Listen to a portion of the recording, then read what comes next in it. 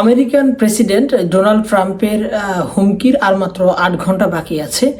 এই মুহূর্তে সারা বিশ্ব অপেক্ষা করছে যে ইরান পরিস্থিতি কোন দিকে গড়ায়।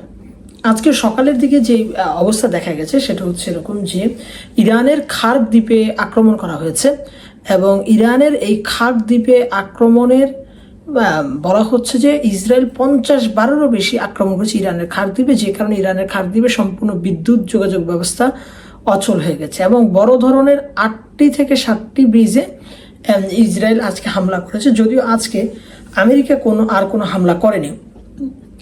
এখন যেটা প্রশ্ন এসেছে যে এতটা আত্মবিশ্বাসের সাথে মার্কিন প্রেসিডেন্ট যখন বলছেন ইরানকে অবশ্যই আলোচনায় বসতে হবে, তাহলে এটা যদি যে বিশ্বের সাথে তিনি বলছেন এবং যে হুমকি দিচ্ছেন যে ইরানকে প্রস্তর যুগে পৌঁছে দিবেন, তো আমেরিকান পত্রপত্রিকাগুলো লেখা হচ্ছে যে আসলে একটা সম্ভাবনা রয়েছে যে ইরানে পরমাণু হামলা হতে পারে।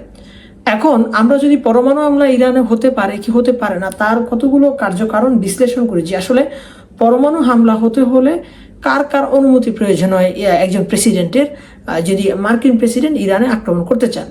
সেক্ষেত্রে যেটা নিয়ম রয়েছে সেটা হচ্ছে ট্রাম্পের নিউক্লিয়ার আক্রমণ করার জন্য কংগ্রেস বা সিনেটের কিন্তু অনুমতি প্রয়োজন নেই এবং ট্রাম্প একটা ব্রিফকেসে একটা সংক্ষিপ্ত এক ধরনের কোড রয়েছে যেটা টেপার সাথে সাথেই তিনি সেই হামলাটা চালাতে পারেন। তবে শর্ত হচ্ছে যে যুদ্ধে অংশগ্রহণকারী যে জেনারেল রয়েছে এবং পররাষ্ট্রমন্ত্রী রয়েছেন, প্রতিরক্ষা মন্ত্রী রয়েছে এবং ভাইস প্রেসিডেন্ট রয়েছে, তারা যদি একমত হয় তাহলে সেক্ষেত্রে তিনি পরমাণু হামলা চালাতে পারেন।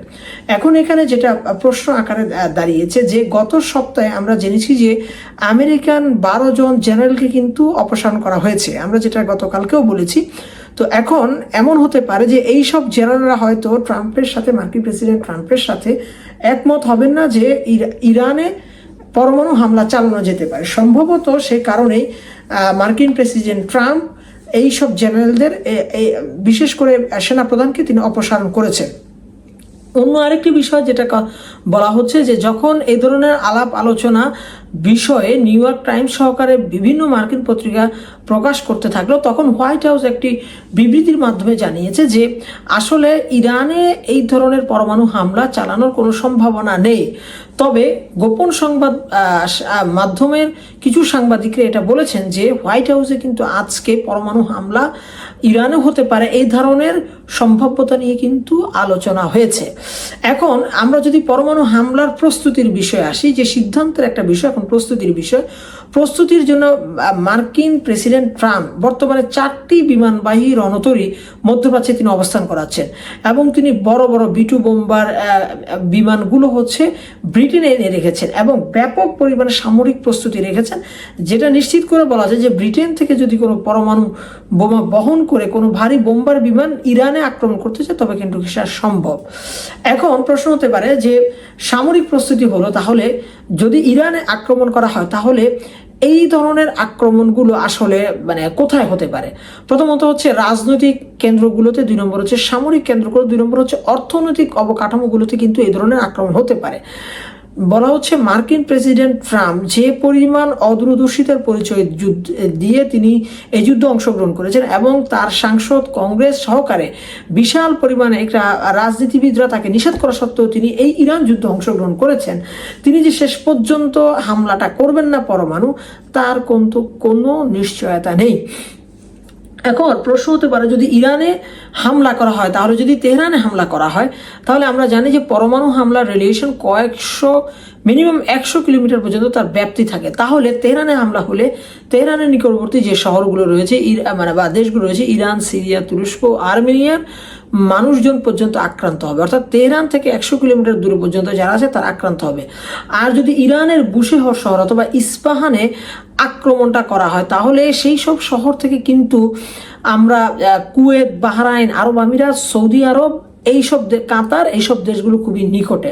তাহলে এই রেডিয়েশনের তাপমাত্রার প্রভাব কিন্তু এই সব দেশগুলোর মধ্যে গিয়ে পৌঁছবে। এখন প্রশ্ন হতে পারে যে এই তুরস্ক, সিরিয়া, ইরান, আর্মেনিয়া অথবা কুয়েত, বাহরাইন, সৌদি আরব, আরব আমিরাত, কাতার কতটুকু অ্যাক্টিভ রোল প্লে করছে যে আসলে পরমাণু বোমা হামলা করা উচিত কি উচিত না, বা কি ধরনের পরমাণু বোমা হামলা করবে, অথবা তারা কি তার জন্য কোনো বাধা দিচ্ছে কিনা।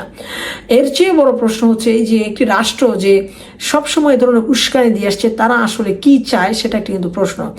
এখন অনেক বিশেষজ্ঞ আবার বলছেন যে যেহেতু বর্তমান বিশ্ব আধুনিক এবং এতে ট্যাকটিক্যাল নিউক্লিয়ার পাওয়ার বলে একটি শব্দ রয়েছে, যেটা জার্গন রয়েছে, যেখানে বোঝানো হয়ে থাকে যে আসলে একটা পরমাণু বোমা হামলা করা হবে এবং সেটা নির্দিষ্ট সীমার মধ্যে থাকবে, সেটা 15 থেকে 20 বর্গ কিলোমিটার এলাকা যা আছে সব ধ্বংস করে দিবে।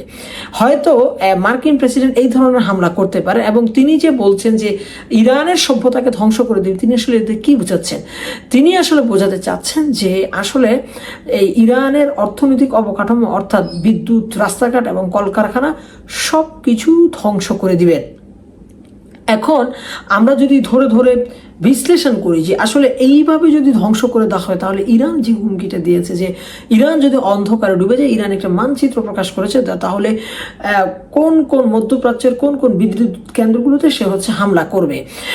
এখন যেটা অনেকে বলছেন যে আসলে শেষ পর্যন্ত ট্রাম্প কি করতে পারে, সেটা আসলে জানে, মানে প্রেসিডেন্ট ট্রাম্পই জানে। কারণ তাকে হামলা ঠেকাতে, এই ধরনের পরমাণু হামলা ঠেকাতে যে জেডি ভেন্স, যিনি মার্কিন ভাইস প্রেসিডেন্ট, তিনি ঠেকাতে পারতেন। কারণ এই যুদ্ধের আলোচনায় তিনি একটা অংশগ্রহণমূলক ভাবে তিনি অংশগ্রহণ করেছেন এবং তিনি তার এই ক্ষমতা রাখেন, কিন্তু তিনি হাঙ্গেরির প্রেসিডেন্টের আমন্ত্রণে আজকে হাঙ্গেরি অবস্থান করছেন।